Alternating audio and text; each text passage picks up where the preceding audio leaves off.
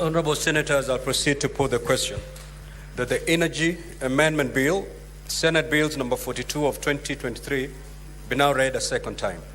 You may proceed to vote.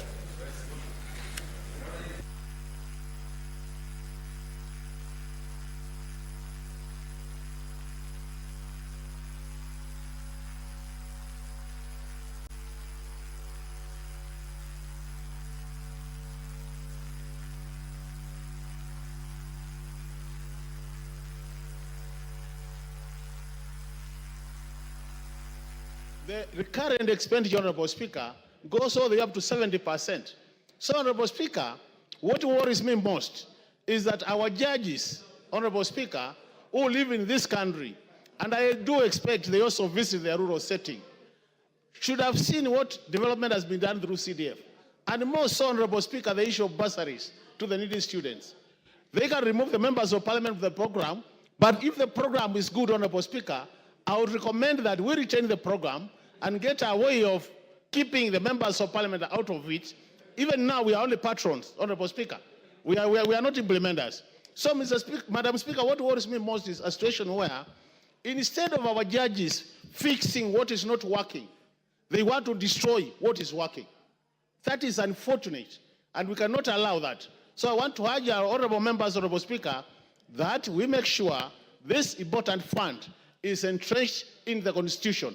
And this House has the power to do that. Ladies and gentlemen, honorable members, the ball is in our court. Can we do that as soon as possible so that we bury this matter forever? Thank you, Honorable Speaker. The Honorable Member for Migori, Honorable Fatuma Mohammed.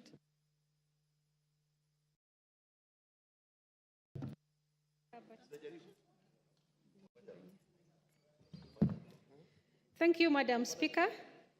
Madam Speaker, the country is mourning and our children are very sad. NGCDF is the reason why parents smile when they see us when we go back home, because they depend on NGCDF. And the court should be aware that this thing does not help a member of parliament at all. We have no business with it. Our business is to give it back to the community where it belongs. It beats logic when the court says that this is unconstitutional. In fact, this should be amongst the 10 commandments of God. It should be the 11th commandment from the human being, because this is the reason why most vulnerable students and children are in school. Members of parliament have always supported these children with their own money. Even the money given by NGCDF is not enough. I can imagine in Nyateke sub-county where I come from, the only business we do there is gold mining. It cannot even support our children to go to school. So we run to our members of parliament to get help so that the children can be in school. NGCDF does not help rich families, it helps poor families. So we are appealing as Kenyans, not as members of parliament, as Kenyans, that this was a wrong move to deny Kenyans and the population of the children an opportunity to be in school. Look at the scenario now. First of all, it is delayed all the time. And then now it is said it's unconstitutional. So, Madam Speaker, I think that the court needs to sit down and rethink. The judges, I am not against the judges, but I think they should rethink this, reconsider what they said about NGCDF. They are not in contact with the people in the village. Their job, their responsibility makes them detached from Wananchi. But if they were to sit in the village and sit with the locals and drink uji with them, they would understand what parents and the children from the vulnerable families are going through. NGCDF, it's like devolution itself. Without this, we will reach Nairobi, we will reach the Ministry of Education, even to bring a query to that sector for what is going on through our schools, through our students. So I beg that they reconsider, and instead of telling us 2 years, then they rather just disband parliament, because we have no business being here. Madam Speaker, it is disappointing, and I'm praying that they change their mind. The Honourable Member for Mwingi West, Honourable Charles Gusia.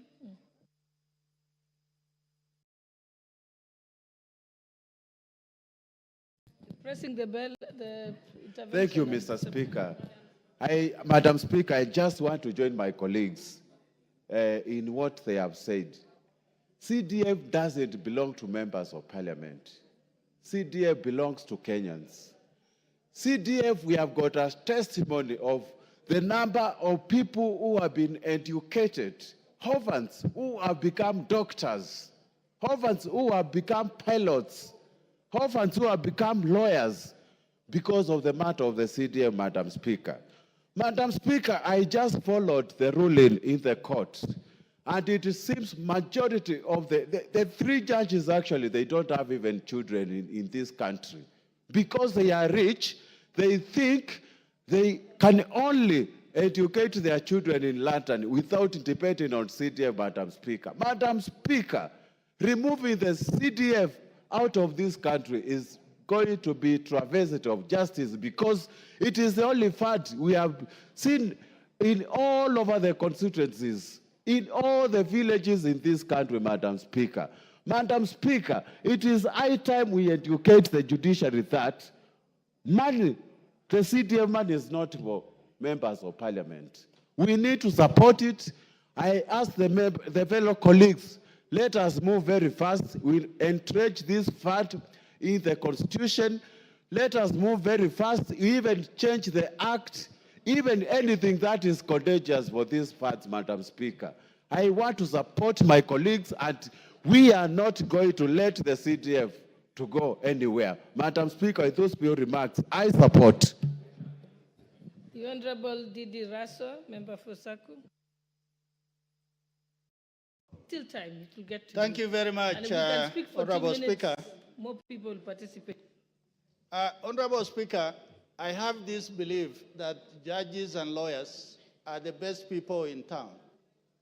But sitting back and listening to that judgment, I have my own doubt that our judges, I think, are not well informed. They do not understand the chemistry, the history, and the character of this country. Without CDF, the children of the Dasanaj, the people who live on the shores of Lake Turkana, will not be able to go to school. The El Molos, the Sakuyes of Dabel. For those of us from the pastoralist communities, the marginalized, we feel that CDF is the fund that has arrived. When on just the span that 3 judges can sit at the bench and say this is unconstitutional. Unconstitutional to who?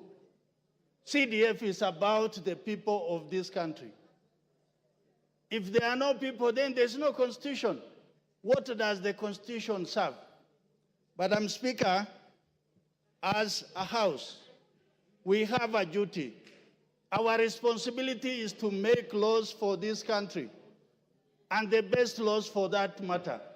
And we must enact the laws for CDF, that it must be enacted in the Constitution, so that those judges must feel that the House has powers to do what is right for the people of this country. Madam Speaker, without CDF, 3/4 of the children of Marsabit today are not going to school. If no CDF, there will not be enough school in the pastoralist areas. But what the MPs have done is to think around, to think out of the box, to allow the people to settle and to allow schools to be put up. Education is the greatest equalizer. If no CDF, then there will be no that equality. For that reason, I agree and I accept what the honorable lawyers who represented us in court are saying. Let us move with the speed and enact the national government CDF in our constitution. Thank you, Honorable Speaker. The Honorable Member for South Imenti, Honorable Shadrach Mwiti, who was actually the first this afternoon. Thank you, Madam Speaker. Education is a pillar in this country, and for this country to prosper, education is very important. Secondly, Madam Speaker, security is vital to protect our people. Hence, NGCDF is very critical for us to make education and security. Madam Speaker, I concur with my fellow honorable members that NGCDF is very important to be dispersed through the honorable members of this House. Madam Speaker, there is a perception, especially from the county government, that the members of the National Assembly don't utilize the funds in the right way. Madam Speaker, if you assess our constituencies, you'll find that most of the projects are done by the members of the National Assembly and not the county government. Madam Speaker, interference of the NCDF means crippling development in the constituencies, and also, Madam Speaker, it means bring down the central government. The funds from the NGCDF are from the central government, and there is no relationship between the NGCDF and the funds in the central government. Madam Speaker, I support that the Act should be entrenched so that we can have the funds having disbursed or having no more interference in the future. Madam Speaker, it is frustrating when the legal fraternity is interfering with NGCDF, knowing very well that the children of this country, the bright students, and also the disadvantaged students are highly supported by the NGCDF. Thank you, Madam Speaker. The Honourable Member from Better North. Madam Speaker. Then after that, it's you, Honourable Oundo. Madam Speaker, thank you. CDF has played a very critical role when it comes to the marginalized areas, Madam Speaker. We have many constituencies, many areas in the Republic of Kenya which are extremely marginalized. Recently, Madam Speaker, I went to ensure a school which has mud-walled classrooms in my constituency last week to ensure we change the face of that school. And those photos, Madam Speaker, when I posted them on my social media, many Kenyans could not believe that we have such kind of schools in some of our constituencies. Without CDF, Madam Speaker, many children who are going through CBC curriculum will not be able to enjoy an environment where they can nurture their talent as far as CBC curriculum is concerned. We not only have such kind of primary schools at the moment in our constituencies, in marginalized areas, but we need to change the face of such kind of schools. If we don't have CDF, Madam Speaker, most of our communities, most of the children of the very poor in marginalized areas will remain disadvantaged, will remain in big problems, and they will not be able to achieve what they are supposed to achieve, because these are, in most of these marginalized areas, you'll find we have very bright kids who can go even to Afant through scholarship if they go through the training process, the schooling process in the most appropriate way. Madam Speaker, I want to rebuke the judgment which was made by the 3 judges. It's high time this House come up with the amendment of the Constitution so that we can entrench CDF in the Constitution, so that kids, children of the very poor can also be able to enjoy the education which other kids of the rich are enjoying. It can't be. It's only in academies where we have proper running atmosphere. Even in those areas, the kings of the very poor, they also deserve proper environment where they can nurture their talent, they can nurture their skills, and they can be children of the world. They can be able to work in every corner of our nation, not only of our nation, but every corner of the world. Madam Speaker, I support what the members have said, and we need to craft. The Honorable Member for Funyula, Honorable Ounda. Thank you, Honorable Speaker, for this opportunity. Let me take this opportunity to sincerely thank our colleagues who stood in for us during this long, odious battle to save the lives of the people of Kenya.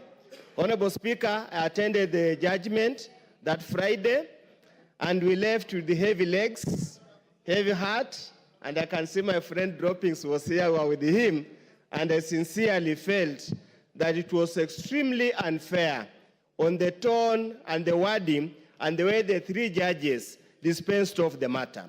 Honorable Speaker, I want to tell the people of Kenya very, very clearly. Number one, the import of the judgment was that a constituency is not a service delivery center. So it means essentially any person who votes in a constituency is simply a voting machine whose voice cannot be listened in the eyes of the judicial officers. They simply said, Honorable Speaker, they only recognize the counties. They do not recognize the constituencies. In their own words, they say that constituency is merely a center of representation, but it's not a center of service delivery. So therefore, people of Funyula constituents, for example, cannot come together and go anywhere and demand development. They'll be told by virtue of that judgment, you have no local standard, whether that's right or not, to demand any development. Honorable Speaker, I want to take the judges through history. We used to have rural district focused development. And Honorable Speaker, you saw the inequitable distribution of resources in this country. Up to now, Honorable Speaker, there are parts of this country, they have never seen piped water. There are many parts of this country, Honorable Speaker, if it wasn't for CDF, they will not even have a classroom in their constituencies. And we want to appeal to the judiciary. Do not live in ivory tower. Just come down here and realize how bad things are. Come down here and see the importance, the impact of NGCDF. Compare with the 12 or so years of devolution, and let's do a comparative analysis, Honorable Speaker. It does not require anybody to do anything. You simply have to appreciate. At times, the law judicial activism must be laced with public policy, public interest, Honorable Speaker. I want to urge our colleagues, time to lament is now gone. We must save the people of Kenya from these beast bodies in wherever they are. It's time.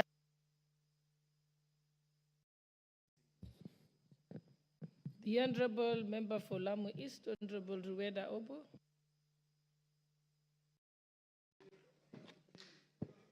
Asante Speaker. Nami nipate nafasi nizungumze kuhusu hii NGCDF. NGCDF kwa wengine, kwa maeneo bunge mengine, ndio pesa peke yake unatarajia. Kama tuseme kama Lamu East na constituencies na maeneo bunge mengine mengi ambao wametengwa. Hapa tukiangalia rekodi, ukiangalia mambo kama kwa mfano stima bunge hii katika mwaka uliopita pesa ya bajeti iliyopangwa, utaona eneo bunge la Lamu Mashariki imepewa milioni 4 na maeneo bunge mengine kuna eneo bunge moja limepewa milioni 450. Hii pesa ya CDF, NGCDF, ndio pesa ikitolewa hakuna ubabe. Kila mtu, kila eneo bunge limepata pesa yake, wanajipangia wale kulingana na zile na sheria inasema. Hivi sahihi pesa ikiletwa hapa national government, sisi itakuwa kwenda mbio, maeneo bunge mengine itabakishwa nyuma zaidi, tutatengwa zaidi. Kama haya ambao upande mwingine mbinu, in fact ya mbinu ya mambo yote ya serikali inafaa iende kama hivi inavyoenda NGCDF. Kama ni stima, ni ile finance bill walitupa, lakini mimi nilipenda sana kwa sababu ile ilikuwa inasema kila eneo bunge ipate milioni 50. Niliipenda kwa sababu hiyo, ili angalau tupate milioni 50 kila eneo bunge, na zile zinazobakia kama atakuzichezea msondo, kule kwetu kuna ngoma inaitwa msondo, wazichezee. Lakini angalau tumepata kitu ya kufuatilizia. Sasa hii NGCDF kuna kitu angalau eneo bunge inaweza tegemea, na huwa pia haitoshi mpaka tupate huku national government. Lakini ukiangalia zile za national government zinazoenda maeneo bunge yetu utasikitika. Mfano mzuri nimewapatia ni hiyo energy. Angalieni rekodi. Energy imekuwa kigawanywa vipi, na ambapo eneo bunge kama Lamu Mashariki haina hata inchi moja ya national grid. Lakini kama ilikuwa imetufuata mtindo kama wa NGCDF, tukiwa na hakika kila mwaka tuna milioni 50, ingekuwa imesonga kitu kidogo. Sasa hii tunasikitika na inatuuma sana, na hatujui anatulekeza wapi. Kwa sababu kama leo hivi ninavyokuambia, President alikuwa ametusaidia kwetu kwa sababu elimu iko chini, na madhara ya elimu kwetu yameonekana. Vijana wameonekana wakienda kule wanavyokwenda. Ikabidi tusomeshe walimu, tukapewa nafasi za kupewa kuandikwa kazi, ikawa walimu wamepatikana ni 2 peke yake wa kutoka Lamu Mashariki. Ni hii NGCDF ilikuwa tuokoe, kwa sababu hii NGCDF sasa hii wanasomeshwa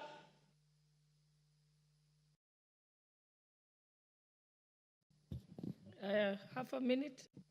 Sasa hii walimu wako Islamic Teacher College, wako Shanzu, wako kila pahali, tunasomesha walimu 100 na hii NGCDF ndio isaidie. Hao wanaosoma watapeleka wapi? Ambapo leo hivi niko na pressure kubwa ndugu yake Nurdin, mkwe wake Nurdin ambao ni chairman wa board, amewafukuza huko kwa sababu ya kunipunish mimi, ili kwa nini sijakubali Ishakani na Dar es Salaam Point iende ijara. Hivi ninavyokuambia imehappen, wanafunzi wamefukuzwa kwa sababu sisi hatujalipa hiyo pesa. Sasa NGCDF ikitolewa sisi tunaenda wapi?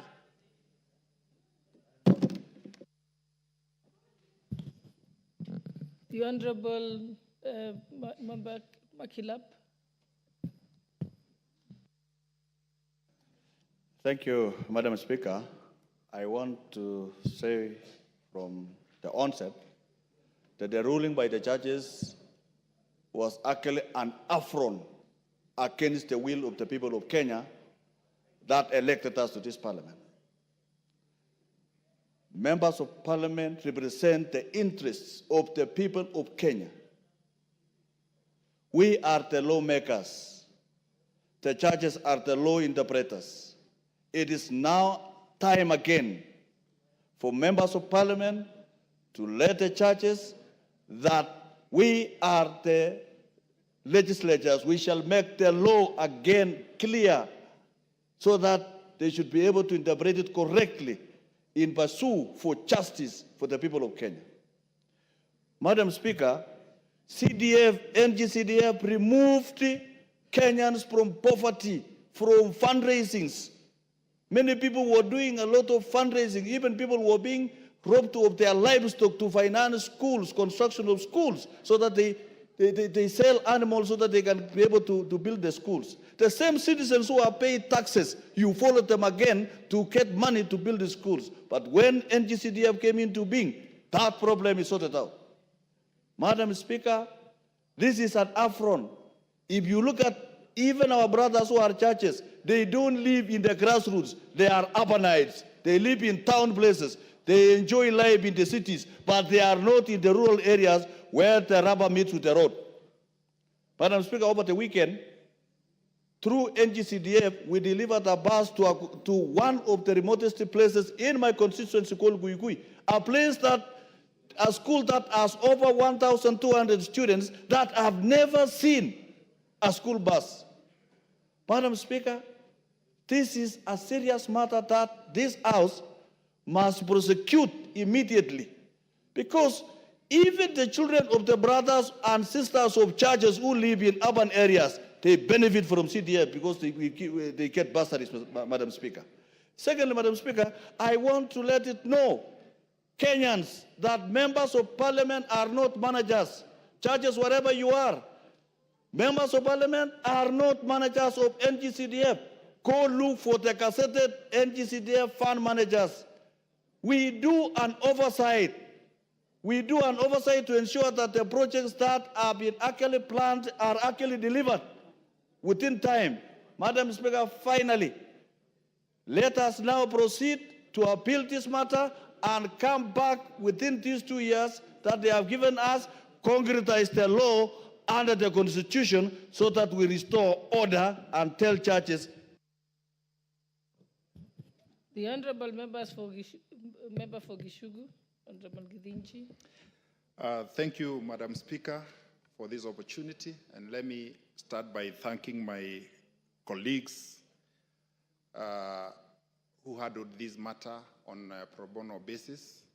And let me also commit that I'll also join them in the next phase because I believe we have very good grounds of appeal. And in a nutshell, courts cannot dictate how national government would want to use its money. It cannot dictate which units the national government can use in service delivery to the people, and especially on the functions that are exclusively being left at the national level. Madam Speaker, the other issue is that we have seen Council of Governors as parties in this case. The first question is Council of Governors, or does Council of Governors hold any legal capacity? Where is it registered for it to have powers to sue or to be sued? You know, those are some of the issues that can also be raised. And also, these are busybodies. Some of these parties are busybodies who are against public interests. And, Madam Speaker, it is also the right time to utilize this opportunity. I remember Honorable Mule from Matungulu and I were the trailblazers in trying to entrench the CDF into the Constitution. And along the line, NADCO came up, and we agreed that we bring everybody together so that we can be able to discuss. And now comes the second time, and a very good opportunity for us now as members of parliament, with the overwhelming support that we had from everybody in this house, we'll be able now to entrench it in the Constitution, as we also take the opportunity to appeal against the judgment. Thank you, Madam Speaker. The Honorable Member for Ugenya, Honorable David Ochieng. Thank you so much, Madam Speaker. Madam Speaker, I have a different view from the rest of the membership. Madam Speaker, it cannot be said that the CDF is extremely important for the growth of this country. But Madam Speaker, as a parliament, we have fallen short. Every time we've had a chance to deal with this matter with finality, we move in a hurry, we move with emotion, we don't do what's supposed to be done. We've amended the CDF Act so many times without getting it right. So, Madam Speaker, I believe that we can do this time round with a level head, a cool head, get it right. Let's entrench the constituency as a level of devolution. That's what the court is telling us to do. That if the word is a level of devolution, can we entrench the constituency as a level of devolution? So that it works out. Number two, Madam Speaker, members of parliament representing constituencies, stop going out saying the CDF is your fund. It isn't your fund. Members of parliament say, oh, my CDF cannot be touched. It is not yours. But you go out talking about it as if it's your fund. That's what the court is saying. They don't want members of parliament putting their hands in CDF. I agree with their right. Let's change the law to ensure that what the court is saying is not right is made right. We cannot come here and start saying, oh, judges did this. That is their role. Our role is to make law. Judges' role is to interpret the law. We can't keep abusing judges every time they do something against us. It's not the way you run a country. Madam Speaker, let's move with speed and ensure that the amendment that we're going to propose, like Honorable Kennedy said, clinically deal with Ng-Cdf. Don't put things like Senate oversight or this and that. Let me give you an example, Mr. Speaker. There's a bill I brought to this House in the 11th Parliament. Every member almost liked it. It was about moving election date from August to December. But on the voting day, we couldn't raise 233. We had 227, twice. If members believe in this, let's put our heads together. Let's get a good law. Let's not blame everyone else apart from ourselves. It's us to blame. We are the lawmakers. Madam Speaker, I support and I hope that we can soon do this to ensure that the CDF is entrenched right inside the Constitution. I support. I think second last I'll give the Honorable Member for Masinga, Honorable Mwalio, because the Speaker had given us, I've added another 10 minutes, so I think we have to close now because we had 1 hour. Thank you, Madam Speaker, for the opportunity to be able to speak about the NGCDF. Since I was elected in Parliament in 2017, I've been a member of NGCDF committee, and I have seen a lot. In that committee, we move doing some inspections in all the constituencies, and I think I have been able to go around in almost 100 constituencies. What I have seen, you cannot believe what the NGCDF has done. For example, we've been to Mheshimiwa Bayer's constituency, whereby a school has been built, a 4-story building, 4 buildings, big, using NGCDF. You think that you are in alliance and you go to that school, and it is all done by NGCDF. You go to Awendo, and where the students were passing is a big river, and one day they were swept, I think 20 or 30 of them, by the water, and NGCDF constructed a bridge to the school for the children to be safe as they go to the school. So somebody dreaming that NGCDF can end is just cheating himself, because this is the lifeline of all the constituencies, needy students, and the people. This year alone in September, in my constituency, I had 60 students who had been enrolled, called in the university, and they could not even be able to be admitted because they didn't have any school fees. So we had to recall them where they had been employed. 10 had been employed as house helps. We had to call them and pick them from where they are employed to be able to pay for them the startup fees to enter the university. 5 were employed looking after cattle. We had to pick them and take them to the university. Who could have taken those students to school if there was no money for NGCDF? So I think the judges don't live in this country. So they should be told that surely they should be able to look around and see what NGCDF had.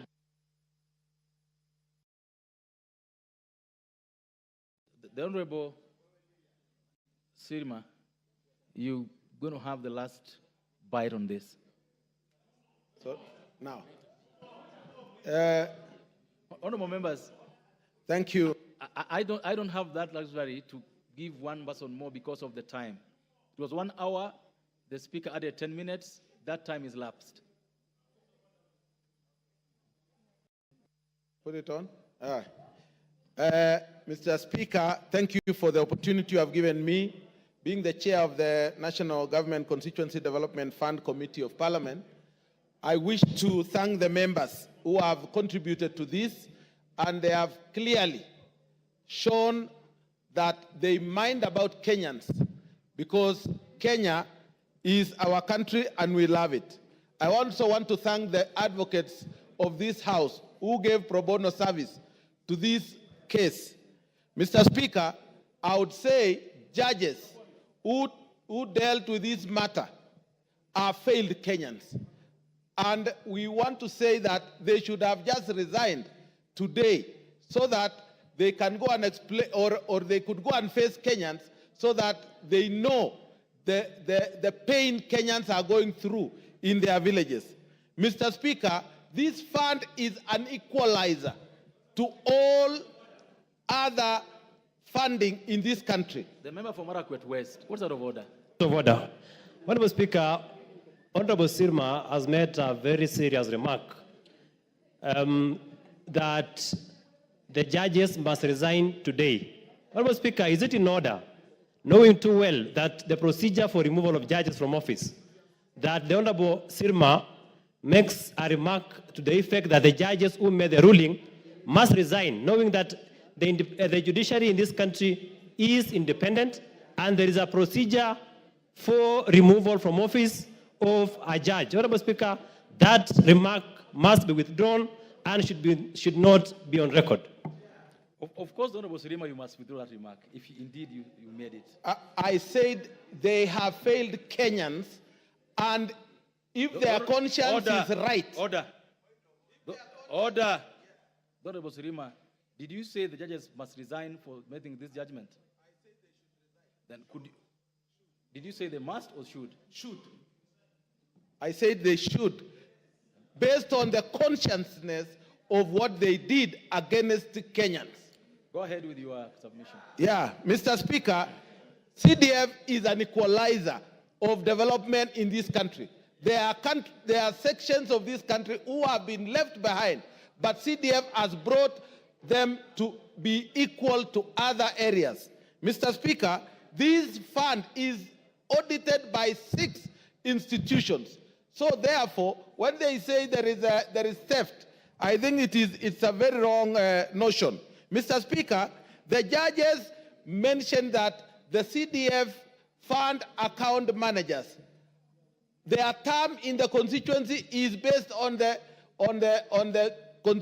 term of parliament of the member of parliament. It is wrong, and they got it all wrong, Mr. Speaker. Mr. Speaker, all what we know is that according to the act, the fund managers are moved from one place to the other based on their performance in various areas. Mr. Speaker, also the mistake they have done is to say that we are dividing revenue based on the national cake of the country. We are only taking money from the national government section of the amount of money which are allocated to the national government. So, Mr. Speaker, all this is wrong, and we want to say the governors who have gone ahead to fund these cases against the CDF, Mr. Speaker, it is time we bite the bullet also, that we should also move a motion and amend the constitution to abolish these counties, because if there are people who are corrupt in this country, are governors, there is no governor who finishes his term without going through court as he goes home. So they have stolen and they have been found to be guilty in where they are. So, Mr. Speaker, it is time Kenyans thought about it and we amend the constitution, abolish the 47 counties and give us a lesser counties which are manageable with very few thieves. Thank you, Mr. Speaker. Okay. Few thieves, no thieves. Next order. Order number 10, report on the Consolidated Fund Services Expenditures for the Supplementary Estimates 1 for the financial year 2024-2025. Mover to reply. Honorable Makali Mulu, you are to reply to this motion. Yeah, thank you very much, Honorable Speaker. Honorable Speaker, I want to start by thanking all the members who contributed to this important motion. The motion on expenditures on the CFS, Honorable Speaker. And Honorable Speaker, just to remind the members, because I know it's a long time since we debated this, in the supplementary budget 1, the CFS expenditures, Honorable Speaker, the only item which changed was the item on pensions, where we were requesting that we get additional 23 billion to take care of the arrears and also take care of some amount which had not been factored in for civil servants who have retired. So I want to appreciate the members, but it's worth also noting, Honorable Speaker, the CFS expenditures in totality have been increasing year in, year out. And what is happening, Honorable Speaker, that is really trying to restrict our fiscal space in terms of getting money to spend on other important activities in the country. So even as I reply to this motion, Honorable Speaker, it is important that all of us as Kenyans, and more so under the leadership of Treasury, it is important that we very closely monitor what is happening with our CFS expenditures. And the highest expenditure in this area is the public debt. So issues of public debt, Honorable Speaker, continue to be issues of concern, issues of national importance, and I think as a House, we should be also putting our voice into this matter so that we allow more fiscal space in terms of expenditure. With those many remarks, Honorable Speaker, I beg to reply and once more appreciate all the input from the honorable members. Thank you very much, Honorable Speaker. I do reply.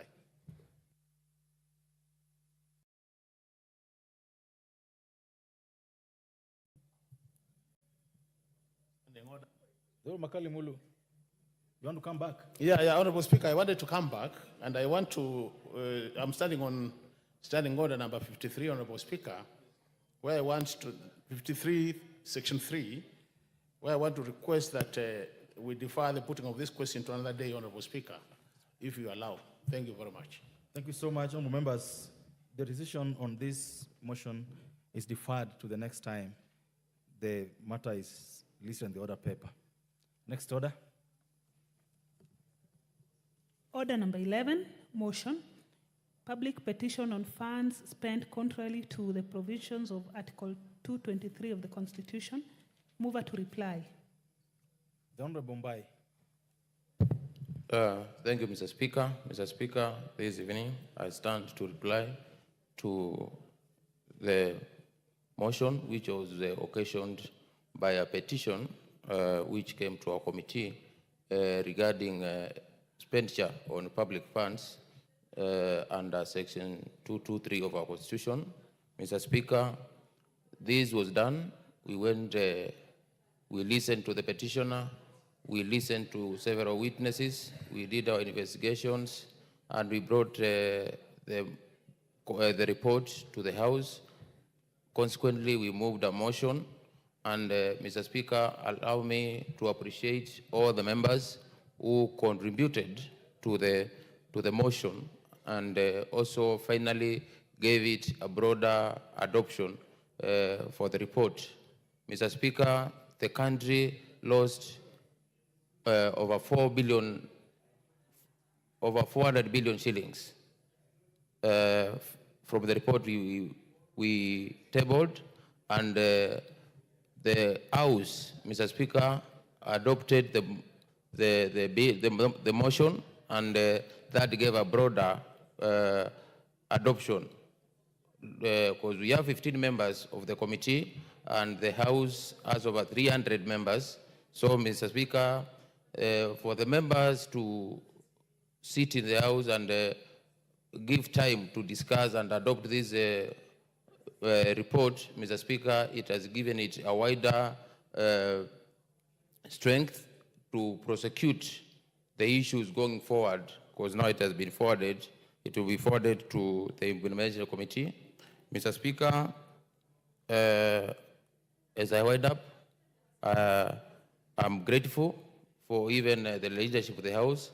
They all contributed, and from both sides, and also they did very well.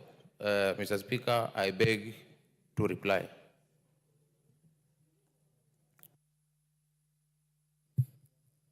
Is Honorable Mbai? Yeah, thank you, Mr. Speaker. Mr. Speaker, Mr. Speaker, following Standing Order number 53.3, I beg we defer putting the question to another date. Thank you so much, Honorable Mbai. Honorable members, just like the previous motion, the decision on this particular motion will be made the next time this particular matter is listed in the order paper. Next order. Order number 12, the Coffee Bill, Senate Bill number 10 of 2023, second reading, resumption of debate.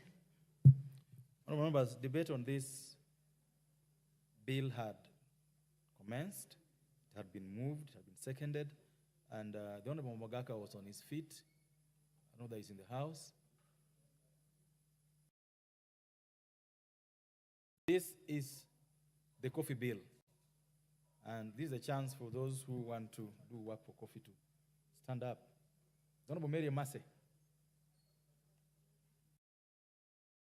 Want to speak to the coffee bill? Oh, I was queuing for a different one. Okay. Thank you, Honorable Speaker. Okay. Honorable Ngusia.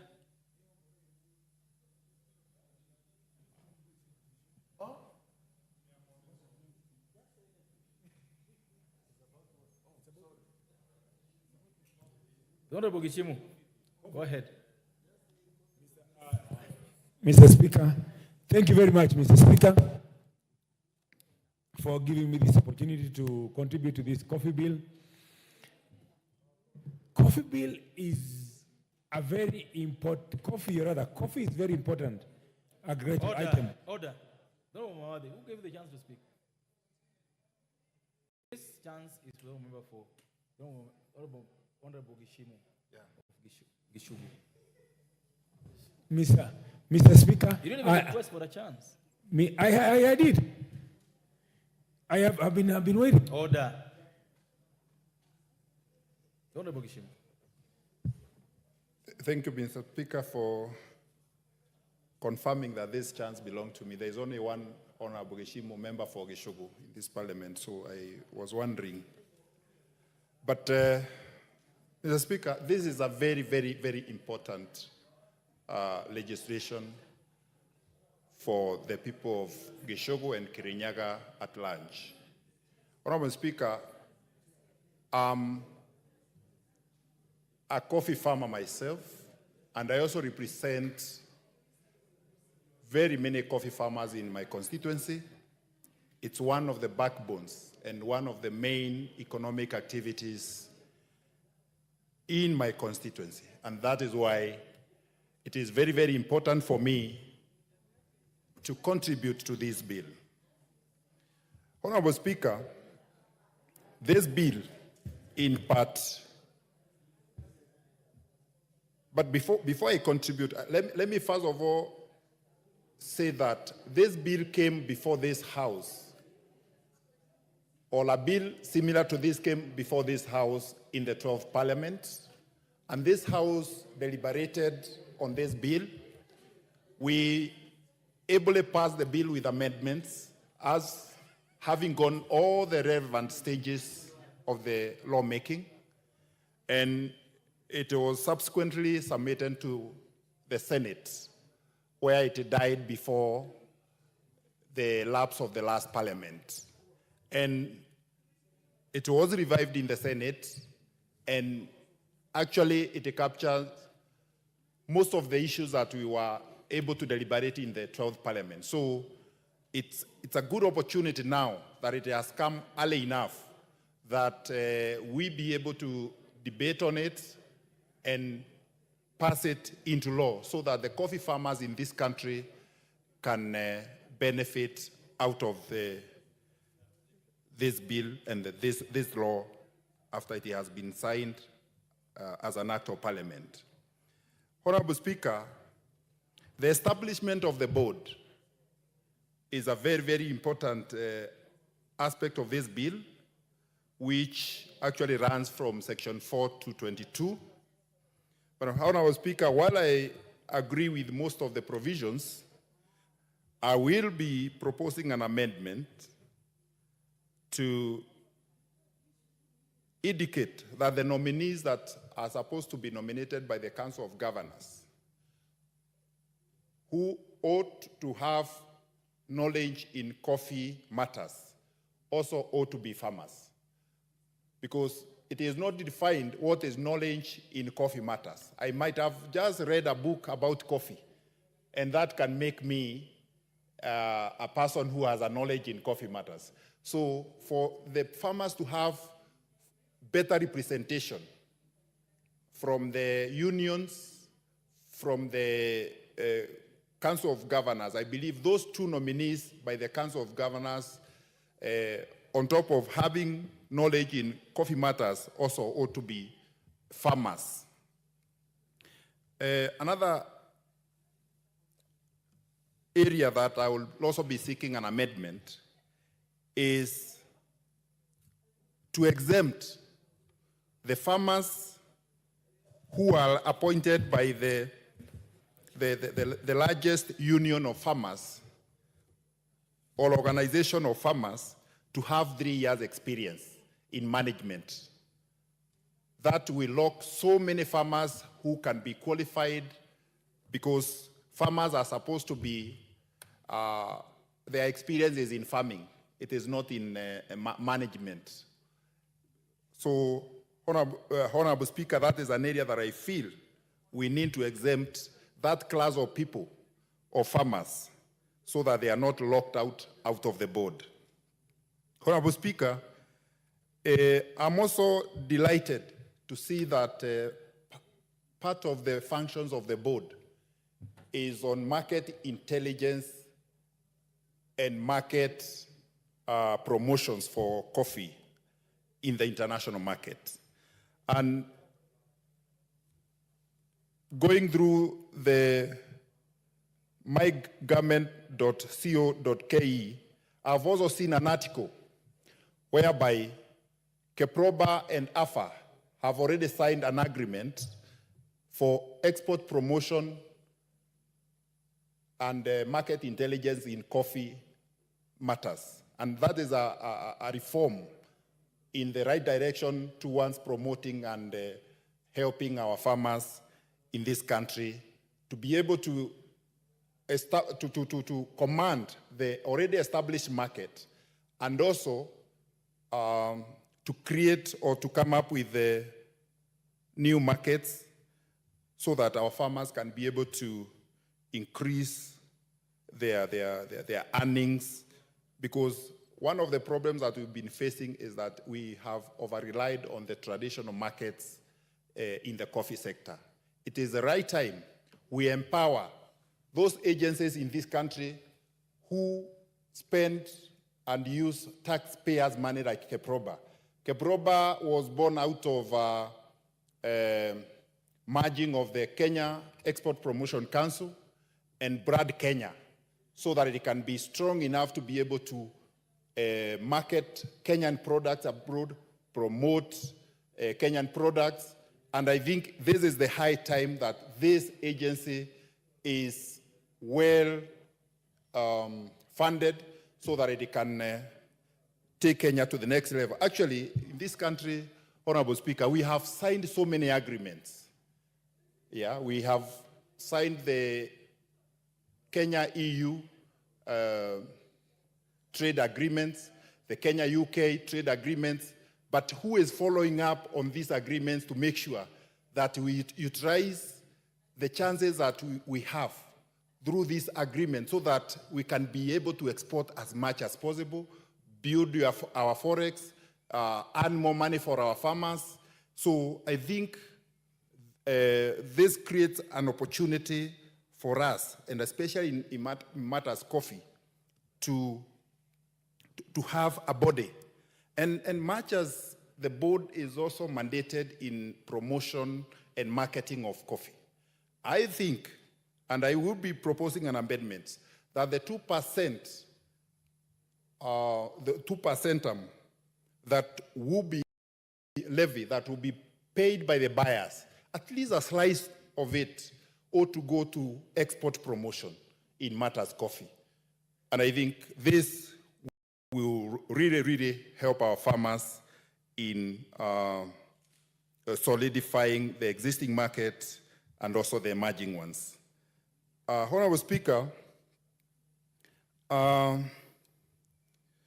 will also be proposing an amendment that we delete Section 8 or Clause 8Q, whereby it is proposing that the Cabinet Secretary can also assign other functions to the board. That will be leaving a very open check to the Cabinet Secretary. We should have exhaustive functions that have been given to the board, but we cannot leave the Cabinet Secretary to assign other functions. We cannot further delegate that function. It's only Parliament which has, the Cabinet Secretary can only make regulations, but cannot be left to give the board other functions. Honorable Speaker, there are many other areas that I will be looking at, and I'm also happy that the budget for cooperative society has been capped up to 10%, so that the cooperative society do not also exploit farmers. Because some of the cooperative society charge farmers up to even 25% of the proceeds to go to the expenses. This is a reform towards the right direction, and this is a bill worth supporting. There are many other amendments. Because it's a lengthy bill, I will not be able to cover each and every clause, but I will be proposing amendments that are pro-farmer, that will help farmers, and that will also help farmers to be able to earn more out of their sweat of coffee, which has been invaded by cartels for many years. It is the right time, and I'm happy also the Capital Markets Authority have also taken its place to sanitize that space of the coffee exchange. I support, Honorable Speaker. Thank you. Member for Embakasi South.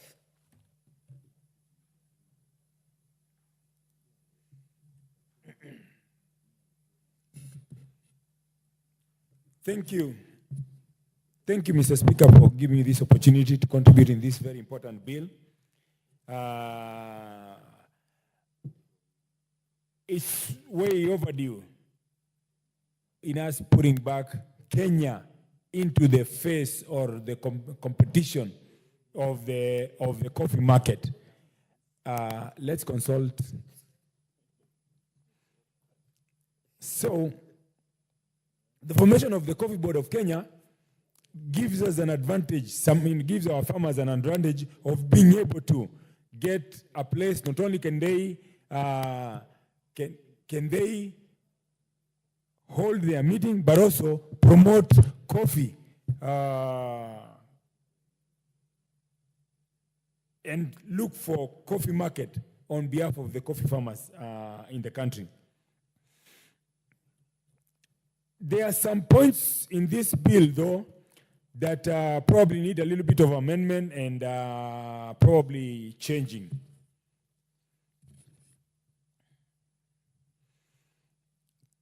Because on part 3, item number 23 talks about role of county government, and then A, it says, implement the national government policy relating to coffee. How can the county government implement the national government policy relating to coffee? That portion needs to be amended, as Mheshimiwa Geshomo has indicated a short while ago. Also,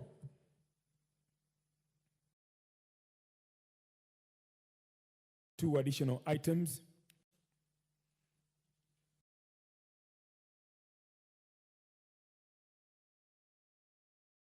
I believe the licensing of a coffee farmer is not a bad idea, but the filing of the returns on a monthly basis is too demanding. It is putting too much on the coffee farmers.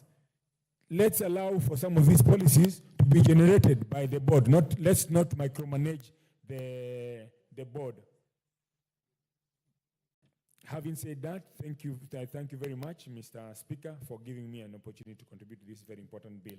Thank you, and God bless you. Thank you. The Honorable Luyai of Saboti.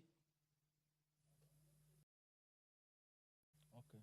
The Honorable Oundo Funyula. Honorable Speaker, thank you for this opportunity. Allow me, Honorable Speaker, to make my contribution from 3 points of view.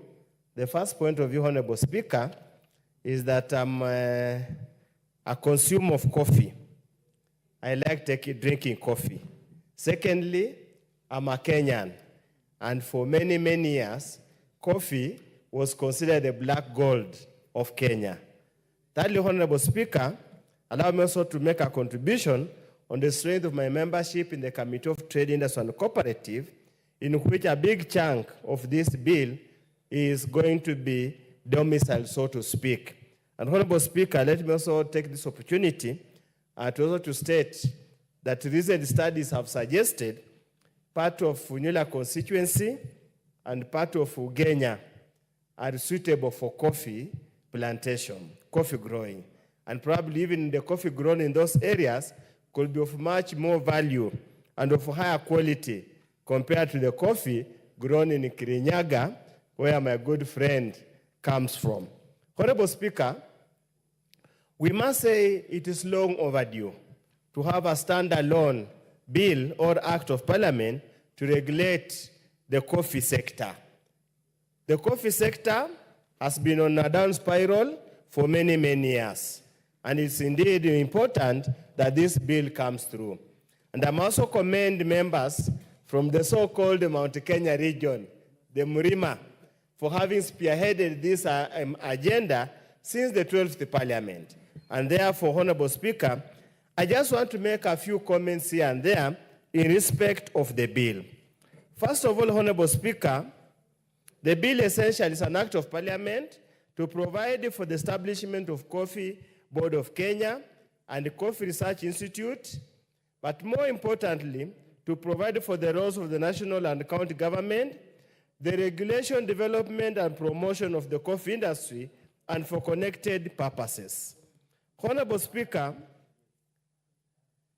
the bill has provisions that are going to be cumbersome. There are provisions in this bill that are going to be onerous to the coffee farmer and any player in the coffee sector. Yes, it's good to regulate, but Honorable Speaker, any form of overregulation kills the spirit and intent of the business. It will be necessary to relax some of the provided provisions here to such an extent that we make it an asset, since it's already an established industry, let it grow. Whatever the so-called cartels, the so-called malpractices, Honorable Speaker, are a creation of human being which you can cure by prayers by the Almighty God. Honorable Speaker, first of all, we start with the problem of definitions under Clause 2. For example, Honorable Speaker, coffee grower is defined as a person who cultivates coffee in Kenya. It's linked to a licensed pulping station and may be for purposes of licensing, include a cooperative society, coffee union, association, or an estate. What happens, Honorable Speaker, if I grow coffee as an ornamental crop? Does it mean that then I'll have to register, or even if just I grow it for purposes of my own consumption? Honorable Speaker, I also have issues with Clause 8, and I thought whoever the co-sponsor has been here, Clause 8, and this concerns the composition of members of the board. In Clause 8B2, it says those are elected under Clause Section 7, 1E and F, which are the two people for smallholder coffee growers, and F, and the largest association of estate growers. They say that person is only required to have a certificate of secondary education. Honorable Speaker, yesterday, there was an article in the newspaper, I think Daily Nation, from Kipra, which bemoan that the poor productivity in the cultural sector is simply because the sector is dominated by persons of low academic qualification or educational levels. Honorable Speaker, we will not cure the malady, the malaise, the challenges in the coffee sector if we again entrench the stereotype that only people of low educational level who can participate in agriculture. We must open it up and probably enhance the level, because quite a number of MPs here are coffee growers and they are fairly educated, Honorable Speaker. Honorable Speaker, again, there are quite a number of, when you go to clause 15, which talks about the recruitment of the chief executive officer. I would have imagined that should be the collective responsibility of the board, so to speak, as a corporate body, instead of having that responsibility being undertaken by the boards of directors in their individual capacity or severally. Honorable Speaker, again, those are the areas that we need to move amendments. Honorable Speaker, in the absence, again, when you go to clause 21, in the absence of the chief executive officer, the documents of the company ought to be signed by the company secretary in the first instance, or in the absence of the company secretary, probably then a person appointed by the board. Honorable Speaker, when you look at the roles of the county governments, again, we are now in the constitutional moment, as was stated in the CDF Act, requiring the member in the county government to collaborate with law enforcement agencies to enhance security in the coffee growing area. It cannot work, because a CEC, an extension officer or employed by the county government, cannot direct members of the National Police Service to undertake any service. Honorable Speaker, recently we passed here the county government uniform licensing bill that has to go back to Senate for mediation. It has got very elaborate procedures on licensing various businesses and various activities at the county level, and that's cuts across the entire country. Honorable Speaker, I would imagine any